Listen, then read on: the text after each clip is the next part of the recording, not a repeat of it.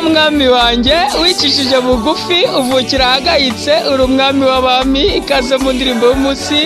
Mwene data ngira nkubwire ngo ibintu bitatu byatumye Yesu Kristo avuka ni urukundo rw'Imana, ni imbabazi z'Imana no kwicisha bugufi kwayo. Ngira nkubwire ngo niba ibyo bintu bitatu utabifite iyi Noheli tugiye kuzizihiza ejo ntizagusiga utabifite. Paulo yabwiye Abafilipi ngo uwo nguwo nubwo yari afite akamero k'Imana ngo ntiyatekereje ko guhana n'Imana ari ikintu cyo kugundirwa, ahubwo yicisha bugufi nk'umwana w'intama rwose, ngo ntiyatinya no gupfa urupfu rw'agashinyaguro. Niba ushaka ko Yesu Kristo avukira mu mutima wawe, gira urukundo, imbabazi no guca bugufi. Yesu aguhe umugisha. Amen.